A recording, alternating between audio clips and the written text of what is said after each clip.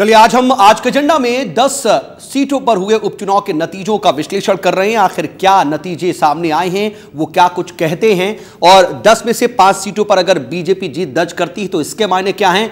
उन्हीं 10 सीटों में से अगर 3 पर कांग्रेस आती है तो इसके मायने क्या हैं। और इसी पर हम बातचीत के लिए हमारे साथ लगातार खास पैनल मौजूद है। भूपेंद्र जी, मैं आपके पास आना चाहूंगा। चलिए, अटेर में तो आप अपने बातें रख रहे थे कि अटेर में क्या कुछ हुआ और कैसे ये सीट आपके खाते में आई, लेकिन बांधवगढ़ में क्या रह गया, क्या कमी रह गई, कहां पर अगर कुछ खामी रही जिसकी वजह से बांधवगढ़ में इतनी बड़े अंतर से आपको हार का सामना करना पड़ा? देखिए, बांधवगढ़ भी जो है उनकी परंपरागत सीट है। पिताजी जो है आउट ऑफ द टर्न अभी भी मंत्री बने हुए हैं, मंत्री पद उन्होंने छोड़ा नहीं, और उसकी जो है पूरे सांसद बनने के बाद पूरी तरह से वहां दुरुपयोग होता रहा। ये सारी बातें वहां पर हैं। और वहां पर जो है जो मंत्री थे, मंत्री वहां पर किस तरीके से जो है काम कर रहे थे कि उनको पुलिस को पकड़ के उनको बाहर करना पड़ा वहां से। तो ये सारी चीजें हैं, इनको आप छोटा बड़ा करके देखने से जो है कोई हार जीत का फर्क नहीं पड़ता। एक वोट से जीते थे भारतीय जनता पार्टी के बड़े नेता, उसको भी लोग जीत कहते थे और उसका भी जश्न मनाते थे। एक वोट से जीते थे धार वाले। तो ये सब बातों का कोई औचित्य नहीं होता है। आज ये कांग्रेस की सामूहिकता की जीत है, कांग्रेस की जो है एकजुटता की जीत है, कांग्रेस की जो है संस्कारों की जीत है। और ये जो चुनाव में प्रदर्शन हुआ है, ये हमारे लिए एक नया रास्ता बनाने वाली जीत है। लेकिन राजेश जी, जो भूपेंद्र जी कह रहे हैं कि कहीं जो है जो आपको पूरा दम लगाना चाहिए था, या जो मैनेजमेंट अटेर में नजर आया, वो मैनेजमेंट कहीं ना कहीं नहीं दिखाई दिया बांधवगढ़ में, क्या इससे आप इत्तेफाक रखते हैं? वहां पर तो अटेर में ज्योतिरादित्य सिंधिया बकायदा डटे रहे, उन्होंने बूथ मैनेजमेंट को लेकर के बहुत काम किया, वहां पर यह बात कही जा रही थी। लेकिन बांधवगढ़ में ऐसा दिखाई नहीं दिया, लोग कह रहे हैं। क्या ऐसा है, या फिर कांग्रेस ने वहां भी पूरी कोशिश की है? देखिए, अगर देखने की दृष्टि है तो ये भी दिखाई पड़ना चाहिए कि मुख्यमंत्री जो है गली गली घूम रहा था, 6 दिन वहां पर पड़े रहे, 2,500-3,000 हजार लोगों को हर टप्पे में उन्होंने भोजन करवाया, उनके साथ बैठ के खाना खाया, मुख्यमंत्री ने करोड़ों रुपया वहां फूके। ये भी तो दिखाई पड़ना चाहिए साथ में। अगर कांग्रेस को आप छोटा करके देखना चाहते हैं तो थोड़ा सा इनको भी देखें ना कि ये किस स्तर पर वहां पर उतर के काम कर रहे थे और उसका रिजल्ट क्या निकला। उसका रिजल्ट हार निकली।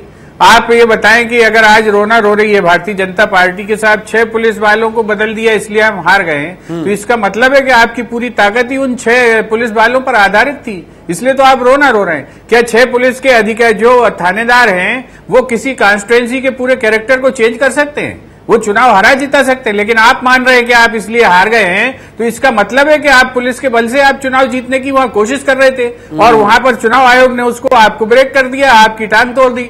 तो ये जो रोना है, इसमें दूसरे तर्क भी तो लगाइए। ये तर्क भी इसके साथ मौजूद है। अगर केवल 6 पुलिस वाले जो है किसी चुनाव को प्रभावित कर सकते हैं, लेकिन एक क्विक कमेंट में आपसे क्या है, आप अंदाजा लगाइए। एक क्विक कमेंट और लेना चाह रहा था। अगर 10 राज्यों के 10 सीटों के नतीजों को देखें तो 5 पर बीजेपी, 3 पर कांग्रेस और 2 पर अलग अलग पार्टियां जीती हैं, लेकिन बीजेपी इसे मोदी लहर करार दे रही है। आप 10 सीटों के नतीजों को किस तरह से? इससे बड़ी बेबुनियाद कोई बात नहीं हो सकती। अब इसको तो पहले आप सुधार लें। 10 में से 4 सीटें बीजेपी जीती है, 1 सीट एनडीए जीता है, 1 सीट जो है शिबू सोरेन जीते हैं, 1 सीट टीएमसी जीती है और 3 सीट कांग्रेस जीती है। अब ये ओरिजिनली सीटें किसकी थी आप निकाल लीजिए। तो जिनकी जो सीटें थी उन्होंने रिटेन कर ली, इसमें अब लहर कहां से आ गई है? अगर मोदी जी की हर जगह लहर आ रही है तो उनसे पूछेंगे ये लहर अटेर में कहां चली गई, ये लहर जो है कर्नाटक में कहां चली गई? ऐसी थोड़ी है कि पार्शियली एक मोहल्ले में लहर जाएगी, दूसरे मोहल्ले में लहर नहीं जा रही है। ये सवाल भी तो खड़ा होने चाहिए इसके साथ। और सवाल खड़ा हो रहा है तो इस पर जवाब ले लेते हैं। राजपाल जी हमारे साथ मौजूद है। राजपाल जी, ये बताइए कैसे आपको मोदी लहर नजर आती है इन नतीजों में? नहीं, देखिए, ऐसा है कि अगर 200 सीट की बात करेंगे पूरे देश की हम, तो भारतीय जनता पार्टी का इसमें बहुमत रहा है। आज अधिक संख्या में भाजपा जीती है, कांग्रेस एक कर्नाटक में जीती है और एक अटेर में जीती है। 2 जगह कांग्रेस को सीट मिली है। कहीं ना कहीं भारतीय जनता पार्टी और की सरकार और मोदी जी के नेतृत्व में जो देश भर में काम हो रहे हैं, उनको जनता ने सहयोग करने का काम किया। दिल्ली की राजौरी सीट की अगर बात करेंगे तो अकाली के साथ हमारे गठबंधन की सीट जीतने का काम हुआ है और ऐतिहासिक जीत हुई है। वहां जमानत जब्त हुई है आम आदमी पार्टी की। तो ये कहीं ना कहीं जो सारे सीन जो बन रहे हैं, पूरे जो पूरा एक सिनेरियो बन रहा है, पूरा एक ये जनता के बीच में भारतीय जनता पार्टी के प्रति जो है एक लहर का माहौल है। नहीं, अगर ये लहर का माहौल है राजपाल जी, देखिए वही बात भूपेंद्र जी कह रहे हैं, अगर ये लहर का माहौल है तो वो लहर कर्नाटक में कहां चली जाती है? अगर ये लहर का माहौल है पश्चिम बंगाल या झारखंड में या फिर मध्य प्रदेश की ही झारखंड में हार गए जहां इनकी सरकार है, इसके बाद कह रहे हैं लहर आ गई है। ये वहाँ कहीं ना कहीं सरकार है, सत्तारूढ़ दल होने के नाते कहीं ना कहीं जनता का एक मानस ये भी होता है कि जो उपचुनाव होते हैं, इन उपचुनावों में आम मतदाता का ये मानस होता है कि सरकार के साथ चलने की वो बात करते हैं। आज कर्नाटक में उनकी सरकार है कांग्रेस की, वही तो फायदा आपको मिला है। तो फिर ठीक है, आप ये बोलिए ना कि जहां जहां पे जिसकी सरकारें थी वहां पर है, ठीक है। अगर हम दिल्ली को हटा दें तो आपको भी वही फायदा। फिर ये मोदी लहर या फिर इसको इस तरह से कहना, इसका क्या मतलब? क्योंकि अगर आप ये देख रहे हैं कर्नाटक में तो फिर बाकी राज्यों में भी तो वही देखेंगे। फिर जब हम किसी जीत को वर्ण करते हैं, जब जीत के नजदीक पहुंचते हैं, जीतते हैं, तो उसमें कई सारे फैक्टर होते हैं। उसमें एक फैक्टर यह भी होता है, अच्छा, एक फैक्टर एक सहानुभूति का फैक्टर होता है जो अटेर में हुआ है, जो एक सरकार के साथ चलने का फैक्टर होता है जो कर्नाटक में हुआ। तो ये मेरा कहने का मतलब ये है कि जीत के कई सारे कारण होते हैं, हार के भी कई सारे कारण होते हैं। उसमें एक कारण यह भी होता है, सहानुभूति का भी होता है, सरकार के साथ मतदाता का चलने का एक रुझान भी होता है कि सरकार के साथ चलते हैं तो विकास की बात होती है। ऐसा करके भी कहीं ना कहीं आम मतदाता का एक चलिए ठीक है। राजेश राठौर जी, मैं आता हूं। राजपाल जी, आप बने रहिएगा हमारे साथ, हम आपको लगातार फोन पर जोड़ते रहेंगे इस चर्चा में। हम चाहते हैं कि आप लगातार बने रहें और शामिल हो, आप सुनते भी रहें कि क्या कुछ मेहमान कह रहे हैं, क्योंकि काउंटर क्वेश्चन भी आपसे उसी पर होगा और आपसे चाहेंगे कि जवाब भी मिलता रहे। लेकिन राजेश राठौर जी, 10 राज्यों के 10 सीटों पर जो चुनाव आए, नतीजे आए हैं, इसको किस तरीके से देख रहे हैं? कांग्रेस ने भी तो 3 सीटों पर जीत दर्ज की है, तो क्यों आखिर ये मान लिया जाए कि सिर्फ वहां पर कांग्रेस को सरकार के साथ चलने का फायदा मिला या फिर एक सहानुभूति वोट मिला? बीजेपी के साथ भी तो फिर वही फैक्टर्स काम करते हैं, यानी कि एक मिला जुला रुझान, एक क्या मिला जुला नतीजा सामने आया है। 5 में से अगर हम देख रहे हैं, जैसा कि भूपेंद्र जी उसको अगर और सिंप्लीफाई कर रहे हैं, तो 4 पर बीजेपी, 1 पर एनडीए, 3 पर कांग्रेस और 1 पर टीएमसी और 1 पर जेएमएम।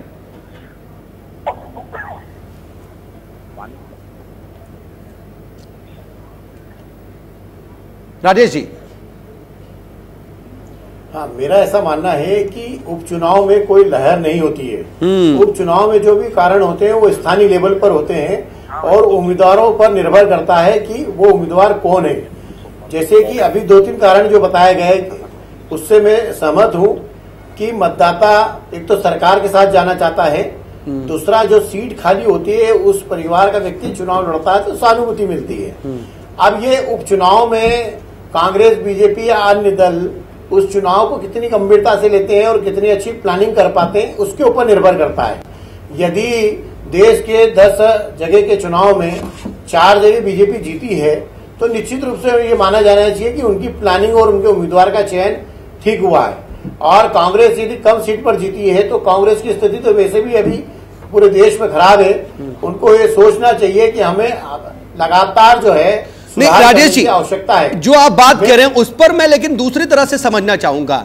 अगर कांग्रेस की स्थिति खराब है, उस खराब स्थिति में भी अगर 10 सीटों के उपचुनाव में 3 पर कांग्रेस आ जाती है, तो क्या वो अपनी स्थिति थोड़ी सुधार भी रही है, या उपचुनाव के लिहाज से ये उसे एक संजीवनी देने वाली जीत है? नहीं, कांग्रेस जो कार्यकर्ता हतोत्साहित होकर घर बैठ गए हैं, उनके लिए अच्छा है कि कहीं न कहीं उन कार्यकर्ताओं में ऊर्जा का संचार ये परिणाम कर सकता है। लेकिन मैं आपको फिर ये कहना चाहता हूं कि कांग्रेस के साथ दिक्कत ये कि बीजेपी की तरह वो चुनाव नहीं लड़ना चाहती, बीजेपी की तरह वो चुनाव में पैसा नहीं खर्च करना चाहती, बीजेपी की तरह चुनाव में वो जो है प्लानिंग करके, बूथ मैनेजमेंट करके चुनाव नहीं लड़ना चाहती। कांग्रेस के साथ दिक्कत है कि वो उम्मीदवार के चयन करने के पहले पार्टी में इतनी ज्यादा लड़ाई लड़ लेते हैं कि उसका प्रभाव चुनाव में पड़ता है। मेरा ऐसा मानना है कि कांग्रेस को ये इस तरह के जो चुनाव के परिणाम हैं वो संजीवनी तभी दे पाएंगे जब कांग्रेस इस संजीवनी को लेकर पूरे देश में या अपने इलाकों में कार्यकर्ताओं के बीच में बड़े नेता घूमेंगे। ये बार बार जो है, ये बार बार राजेश जी बातें आती हैं कांग्रेस और बीजेपी थी कि दो अलग सियासी पार्टियां हैं और चुनावी मैदान में जाना या फिर पार्टी संगठन का जो एक ढांचा है वो दोनों पार्टियों का अलग है, मानते हैं। लेकिन कांग्रेस पर हाल फिलहाल में ये बार बार जो अगर विश्लेषण की बात आती है या फिर कोई समीक्षा की बात आती है तो ये क्यों कहा जाता है कि कांग्रेस सही तरीके से या संगठित होकर के मैनेजमेंट के साथ चुनाव नहीं लड़ रही है? मैं आपके पास आऊंगा, जवाब लूंगा, लेकिन भूपेंद्र जी आपसे पहले मेरा ये सवाल है, आखिर क्यों ये बार बार बातें उठ रही हैं? क्या संदेश सही नहीं दे पा रही है कांग्रेस? देखिए मेरी बात थोड़ी ध्यान से सुनिएगा। ये राठौर जी जो बात कर रहे हैं वो इतनी विरोधाभासी बात है कि उन्हें खुद ही अंदाज नहीं कि वो क्या बोल रहे हैं। आप देखिए कि भारत में एक तरफ तो ये भारतीय जनता पार्टी का एक प्रोपेगेंडा चल रहा है कि साहब जो है हम जो है भ्रष्टाचार मुक्त समाज की स्थापना करते हैं। दूसरी तरफ जो है इस बात का तकाजा किया जा रहा है कि कांग्रेस चुनाव में बहुत सारे पैसे बीजेपी जैसे खर्च क्यों नहीं करती। अरे बीजेपी लूट रही है, वो खर्च कर रही है, हमारे पास पैसा नहीं है, हम नहीं खर्च कर रहे हैं। लेकिन जब ये चुनाव में हम शुचिता की बात करते हैं, हम चाहते तो हैं कि देश हमारा साधु चलाए, और इसके बाद फिर हम कहते हैं कि साहब तुमने हमें पैसे क्यों नहीं दिए, बीजेपी वालों ने तो साहब शराब पिलाई थी। ये दोनों तर्क जो है आपस में बड़े कंट्राडिक्टरी हैं। और अगर कांग्रेस अपने इस रास्ते पर चल रही है, इस बात को रिस्क को कवर करते हुए भी कि हम इससे चुनाव हार सकते हैं, तो ये हमारी इस बात पे तारीफ होनी चाहिए कि ये हमारा दुर्गुण है। ये बात जो है चीज जो है समझने की है, ये देश के लिए समझने की चीजें हैं। आज देश में हालात ये है कि आप जो है वो ठीक हो सकती है, पूरी बात है, आप हवा का माहौल देना चाह रहे हैं। इसी में एक छोटी सी बात जोड़ना चाह रहा था। ये बात आपकी बिल्कुल ठीक हो सकती है, लेकिन देखिए बात ये भी है ना कि चुनाव परसेप्शन पर लड़ा जाता है, लोगों तक अपनी बात पहुंचाई जाती है। अगर आप ऐसा कर रहे हैं या फिर आपका रास्ता ठीक है तो लोगों तक ये बात क्या पहुंच नहीं पा रही या लोग ये समझ नहीं पा रहे? ये भी एक बात है जो मैं जोड़ना चाह रहा था। देखिए आपसे मैं बता दूं कि जो 2-2, 4-4 करोड़ में चुनाव हो रहे हैं, जो 20 लाख में होते थे, आज भारतीय जनता पार्टी ने चुनाव को इस लेवल पर पहुंचा दिया है। तो क्या आप समझते हैं अच्छा हो रहा है देश के लिए, लोकतंत्र के लिए? आज कर्नाटक में भारतीय जनता पार्टी ने कितने करोड़ में कैंडिडेट खरीदा है कांग्रेस का, जो और उसके बाद भी हार गई चुनाव। आप किस कीमत पे खरीदे गए?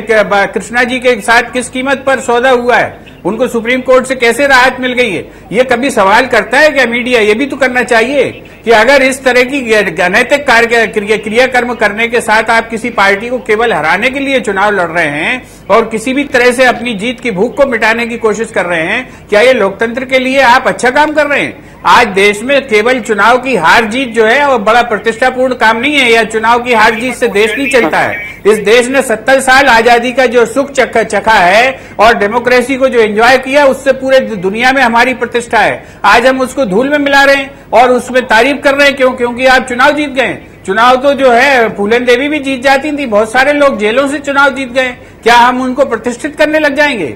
ये समाज को जो है दोनों तरह के प्रश्न करने चाहिए कि जब हम नैतिकता चाहते हैं समाज के अंदर स्थापित करना और अनैतिक कार्यों को हम प्रोत्साहित करते हैं कि देखो साहब क्योंकि वो चुनाव जीत के आ गया है। ये जो तर्क हैं दोनों, ये बहुत ही कंट्राडिक्टरी हैं, आपस में विरोधाभासी हैं, और इसमें जो है जो चिंतनीय लोग हैं उनको सोचना चाहिए।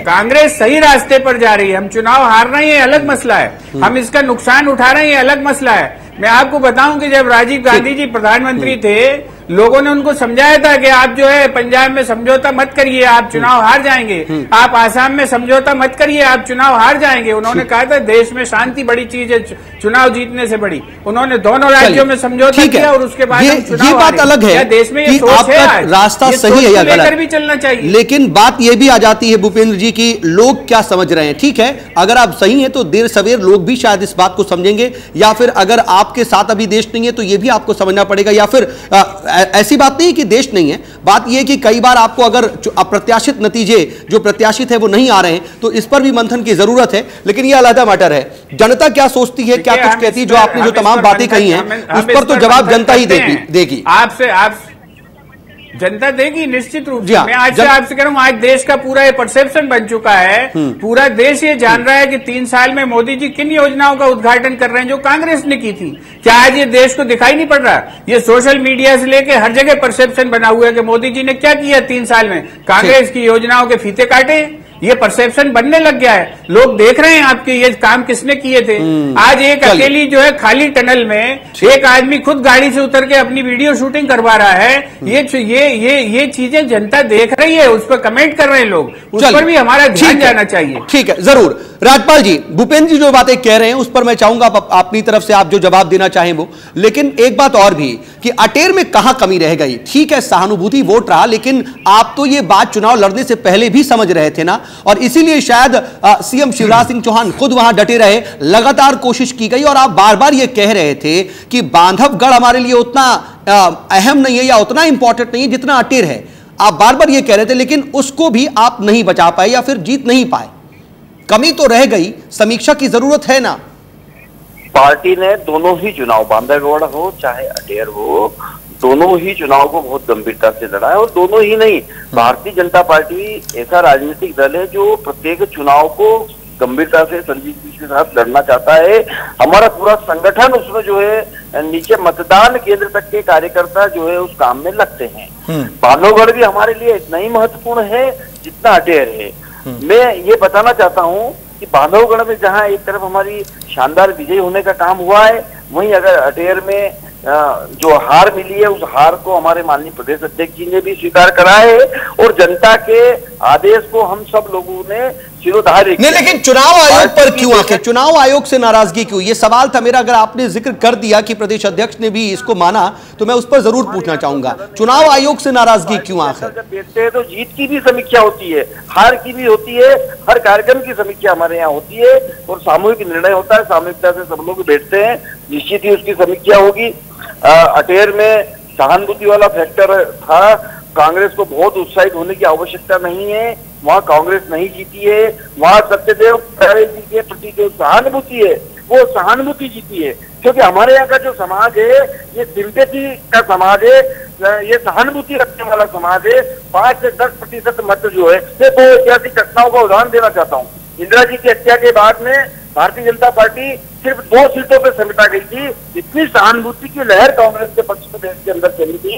ये हमारा समाज जो है ये सहानुभूति के साथ रहता है, खड़ा रहता है। नहीं, लेकिन क्या आपको लगता नहीं है राजपाल जी कि आप सिर्फ और सिर्फ सहानुभूति के फैक्टर को बहुत ज्यादा फोकस करके ये समझ रहे हैं कि सहानुभूति की वजह से ये सीट चली गई? जाकर और पल्लू फैलाकर और अपने पति के लिए और उनकी शहादत, अपने उनके त्याग के लिए क्षेत्र के समय उन्होंने जो काम किया, उन काम को याद दिला के उन्होंने इमोशनली सहानुभूति गेन करने का काम किया, और उसमें वो सफल हुए। चलिए ठीक है, आप कह रहे हैं ना कि वो काम गिना करके जीतने की कोशिश की उन्होंने, तो ठीक है, अगर काम पर ही गए लोग। निश्चित तौर पर अगर आप अटेर का सीन देखेंगे तो वहाँ की जनता ने 5 साल के लिए सत्यदेव कटारे जी को मैंडेट दिया था, 5 साल के लिए अपना विधायक चुना था। ठीक है राजपाल जी, थोड़ा वक्त कम है, जरा एक और पहलू पर भी हम जरा बढ़ लेते हैं चर्चा को, थोड़ा इसका जो है एक और पहलू भी हम जरूर जानना चाहेंगे कि अगर 2018 के चुनाव हैं आने वाले साल में, और उससे पहले आप भी ये कह रहे थे कि सत्ताधारी दल के ही तरफ जाने की कोशिश होती है जनता की,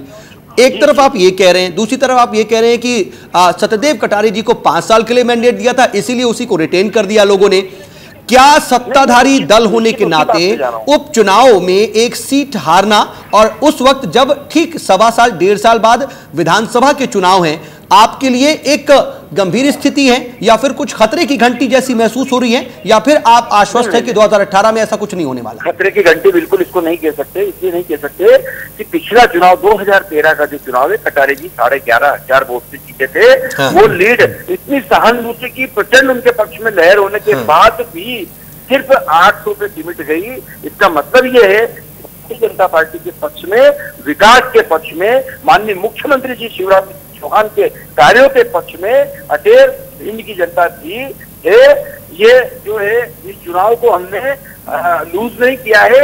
नहीं, लेकिन एक बात बताइए, जातिगत फैक्टर को भी यहाँ पर बहुत ज्यादा साधने की कोशिश हुई, खुद सीएम वहां रहे, विकास के कार्यों को भी लेकर के बहुत ज्यादा मैदान में रहे, और विकास का हवाला दिया गया। क्या आप ये मानेंगे कि इन सब का कोई फैक्टर काम नहीं आया और विकास पे जनता ने वोट ही नहीं दिया? नहीं जी हाँ, सीएम साहब वहां रहे, 3 दिन सीएम साहब के कार्यक्रम हुए और सीएम साहब का ये स्वभाव भी है, वो जनता के बीच में जाते हैं, बहुत चुनाव और इस प्रकार अभी नर्मदा परिक्रमा के सिंपैथी की बात कर रहे हैं, इसीलिए मैं ये सवाल पूछ रहा हूं कि क्या आपको लगता है कि खुद जो विकास के नाम पर वोट बांटे गए और फिर कहीं ना कहीं एक जातिगत आधार पर भी कहीं ना कहीं इसकी भी कोशिश की गई कि वोट मिले? विकास पर से सहानुभूति था। हाँ। और उसमें विकास जो है कहीं ना कहीं विकास को वोट मिलने का काम हुआ। आप देखेंगे कि 4,500 की जो हमारी हार थी उसको हम 8,000 तक करने का काम हमारा हुआ। 10,000 से अधिक मतों का वहां पे बढ़त। चलिए, जो जीत का अंतर जो है अगर आपने उसको कम किया तो आप ये मानते हैं कि आपके लिए ये प्लस फैक्टर है। भूपेंद्र जी, आप किस तरह से मानते हैं? एक तो सत्ताधारी दल के हाथ में ये सीट नहीं गई और आपने इस सीट को रिटेन किया, उपचुनाव था, ऐसा माना जाता है कि सत्ता की तरफ लहर होती है, इसको किस तरह से देखेंगे? लेकिन दूसरी तरफ जब जहार का अंतर है या जीत का अंतर है वो महज 857 वोटों का है, अगले साल चुनाव है, उसके परिप्रेक्ष्य में अटेर का जो नतीजा आया और बांधवगढ़ में जो बड़ी अंतर से जीत दर्ज की बीजेपी ने, उसको किस तरह से आप देख रहे हैं? ये बीजेपी जो है हमेशा पाखंड की राजनीति करती है। आप इसी तर्क को, आपके चैनल पे बहुत सारी डिबेटें हुई हैं शहडोल को लेके, इनसे पूछो जब वहां पर ये 50,000 से जीते तब क्या तर्क दे रहे थे? वहां तो हमने 2.5 लाख का कवर किया गड्ढा, तब तो इनकी 50,000 की ये जीत जो है बड़ी जीत हो रही थी। अब हमने गड्ढा कवर कर दिया है तो ये कह रहे हैं सहानुभूति की लहर है। ये जो दोमुही राजनीति है ये ज्यादा चलने वाली राजनीति। तर्क पे एक ही जगह एक से लगाइए ना आप यहाँ भी लगा लीजिए। शहडोल में हमने जो है 2.5 लाख से हारी हुई सीट हम 50,000 पर ले आए थे, तब तो ये तर्क नहीं देती थी भारतीय जनता पार्टी, तब अपनी जीत को महान जीत बता रही थी। अब जो है हमारी जीत को छोटा बताने के लिए सारे तर्क खड़े हो गए। ये तो जो चीज है ये बड़ी सोचने वाली चीज। चलिए, अच्छी बात है, लेकिन 2018 के परिप्रेक्ष्य में दोनों जगहों के जो नतीजे आए, नहीं 2018 का तो रास्ता यहाँ से तय हो गया। ये जो रोशनी है ये 2018 को ही प्रकाशित करने वाली रोशनी है अटेर की और हम ये चुनाव जो है 2018 जो है कांग्रेस की सरकार बनेगी इस प्रदेश में। राज्यपाल जी, भूपेंद्र जी तो अभी से ऐलान कर रहे हैं कि 2018 में कांग्रेस की सरकार आ रही है। भूपेंद्र जी को कहो धरातल पे आगे बात करे। भूपेंद्र जी जो है हवा में बात कर रहे हैं, ठीक है, कांग्रेस नहीं, लेकिन पाखंड की राजनीति करने का तो आप पर आरोप लगा रहे हैं। नहीं, पाखंड की कौन सी राजनीति हो गई साहब? कौन सी राजनीति पाखंड की हो गई मुझे समझ में नहीं आ रही है। हम जनता के बात जाके विकास की बात कर रहे हैं। चलिए, नहीं, ठीक है, मैं टू द पॉइंट आंसर चाहूंगा। भूपेंद्र जी कह रहे हैं कि अगले साल कांग्रेस आ रही है, ऐसा हो सकता है क्या कहीं से? आपको एक मिनट मैं आपसे पूछूं, एक सवाल का जवाब दे दें। एक सवाल का जवाब कुछ सवाल पूछना चाह रहे हैं, बहुत जल्दी से लेते हैं क्योंकि आखिरी ये जनता की इतनी चिंता करते हैं तो 12 साल में मुख्यमंत्री अटेर क्यों नहीं गए? इसी चुनाव में क्यों गए? 12 साल। ठीक है राज्यपाल जी, जवाब टू द पॉइंट, क्योंकि वक्त बिल्कुल कम है, 1 मिनट से भी कम है। जवाब दें, बहुत रुचि है आपकी विकास करने में। राज्यपाल जी बहुत संक्षेप में जवाब। जी बताइए। भूपेंद्र जी आपसे सवाल पूछ रहे हैं कि अगर जनता की इतनी चिंता है तो 12 साल में अटेर क्यों नहीं गए? बहुत विकास करना चाहते हैं वो। नहीं, भिंड गए हैं मुख्यमंत्री जी, भिंड में कई कार्यक्रम हुए हैं उनके मुख्यमंत्री जी के, और अटेर विधानसभा में भी कार्यक्रम हुए हैं उनके। आप निकाल के देखिए। अरे भाई कब हुए? इस चुनाव में हुए 12 साल। ये समझ में आ रहा है कि क्या जवाब आ रहा है और भूपेंद्र जी ने क्या सवाल पूछा, ये मैं समझ सकता हूं पशुपेश, लेकिन वक्त थोड़ा कम है इसलिए जरा फाइनल कमेंट की तौर बढ़ रहे हैं। राजेश राठौर जी, 2018 में विधानसभा के चुनाव हैं और संभवतः उससे पहले के ये आखिरी उपचुनाव माने जा रहे हैं। इसके नतीजे, जो नतीजा सामने आया वो तो मुकाबला बराबरी का रहा, एक कांग्रेस के हाथ में एक बीजेपी के हाथ में सीट रही, लेकिन किस तरह से देख रहे हैं आप जो सियासी आकलन है या फिर आपका जो आकलन है 2018 के परिप्रेक्ष्य में क्या नजर आता है? बीजेपी को 2018 के चुनाव में जो है अपने कई उम्मीदवार बदलना होंगे, कई विधायकों के टिकट काटना पड़ेंगे, ये बात निश्चित तौर पर साफ दिखाई दे रही है। किसके? हालांकि हर चुनाव में 40-50 विधायकों के, नहीं आप ये किसकी बात कर रहे हैं? सत्ताधारी बीजेपी की, बीजेपी को अपने विधायकों के टिकट काटने होंगे या? हाँ, अच्छा, हाँ, बीजेपी को अपने विधायकों के टिकट काटना पड़ेंगे। उम्मीदवारों के चयन में इस बात का ध्यान रखना पड़ेगा कि स्थानीय तौर पर एंटी इनकम्बेंसी विधायक के प्रति कितनी है और सरकार की एंटी इनकम्बेंसी का कितना फर्क पड़ेगा। और मैं कांग्रेस के लिए एक बात जरूर कह सकता हूं कि कांग्रेस यदि चाहे तो अब विधानसभा चुनाव की तैयारी कर सकती है और अपने बड़े बड़े नेताओं को हर इलाके में घुमाकर कांग्रेस का जो सोया हुआ कार्यकर्ता है उसको जगाने का काम कर सकती है। ये अच्छी बात है। बीजेपी ने अटेर के चुनाव में अभी क्या किसी के लिए प्लस और माइनस आप 50-50 वाली स्थिति देख रहे हैं या फिर किसी को अपर हैंड भी देख रहे हैं? अभी जो नतीजे दिख रहे हैं और जो आपका आकलन है अभी के हिसाब से? अभी के जो हिसाब से मैं जो आकलन बता रहा हूं वो यही बता रहा हूं कि कांग्रेस चाहे तो अब सक्रिय हो सकती है और बीजेपी को ये चाहिए कि बीजेपी 2018 के विधानसभा चुनाव में जो वर्तमान विधायक हैं उनके प्रति कितना जनता में आक्रोश है इस बात को ध्यान में रखते हुए टिकट बदले और सरकार की एंटी इनकम देखना होगा कि आखिर दोनों पार्टियों की रणनीति होती क्या है। अभी तो दोनों ही पार्टियां एक एक सीट पर जीत हासिल करने के बाद कहीं ना कहीं एक थोड़ी सी खुशी और थोड़ा सा गम महसूस कर रही हैं, लेकिन अब हम वक्त की वजह से आगे नहीं बढ़ पाएंगे। चर्चा को यहीं पर विराम देना होगा। आप सभी मेहमान हमारे साथ जुड़े और चर्चा में शामिल हुए, इसके लिए आपका बहुत बहुत धन्यवाद। राजपाल जी हमारे साथ लाइव तो नहीं जुड़ पाए, उनकी गाड़ी खराब हो गई, वो हमारे साथ पहुंच नहीं पाए, लेकिन फोन लाइन के जरिए हमारे साथ लगातार मौजूद रहे। बहरहाल जो भी स्थिति रही, इतना तो है कि मुकाबला कम से कम उपचुनाव की जो 2 सीटों में नजर आया वो बराबरी का दिखाई दिया। अब 2018 के परिप्रेक्ष्य में क्या कुछ रणनीतियां बनानी है, क्या कुछ कमी और क्या कुछ ऐसा है जो रोड मैप तैयार करने के लिए अमल में लाना है, ये दोनों ही पार्टियां अब इसको लेकर के बातचीत भी करेंगी, इस पर रणनीति तैयार करेंगी। देखना होगा कि 2018 का जो रण होगा वो किसके खाते में जाता है, क्योंकि दावे तो दोनों तरफ से ही हो रहे हैं। आज के एजेंडा में बस इतना ही।